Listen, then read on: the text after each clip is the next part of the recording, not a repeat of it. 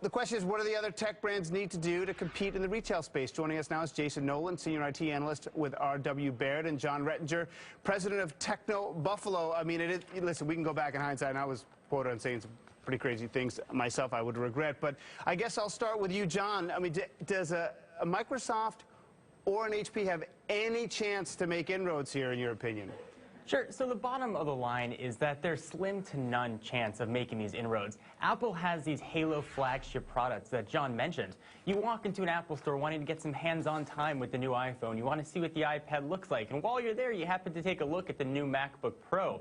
They also offer something that the other companies do not, and that's vertical integration. Apple controls everything from the software to the hardware, so they have an ecosystem that works in tune.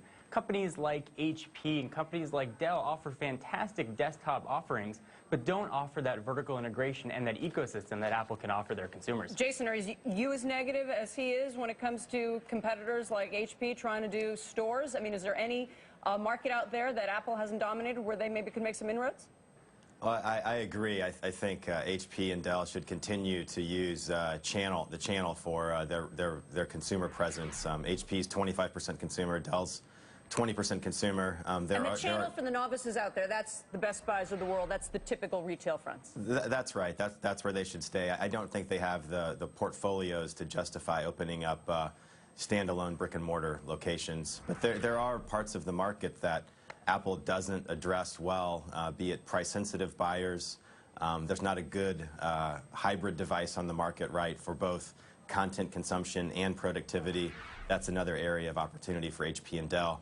But I wouldn't say it justifies opening up retail branches to try to move those products. Well, what about Microsoft's strategy here? Because it seems like they wanted to, and then they're so tepid in their rollout here of these stores, and we know what the Zune did.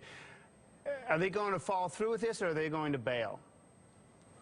So if you've ever been to a Microsoft retail store, they look like Apple stores with multicolored T-shirts. It is almost an identical experience with the products being a bit different.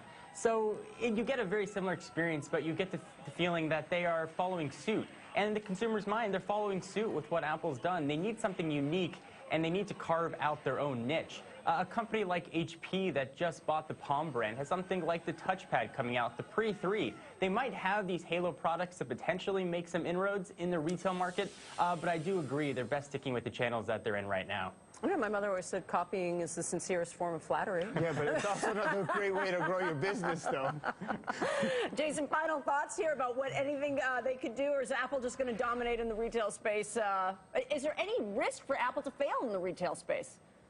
Apple's going to continue to dominate for buyers that watch this show, right? People that can afford to buy those types of products. But a price-sensitive buyer in the States, buyers in emerging markets, people that want productivity, be it Microsoft Office, synchronization, Adobe Flash, a file tree, USB ports, there's an opportunity for other players to enter this market, but I think Apple continues to dominate the categories they already are dominating. Although it does need to be pointed out that a lot of people laughed at Apple when they started out, so you really don't know what might be around the corner. But thanks to Jason and John for the conversation. Thank you.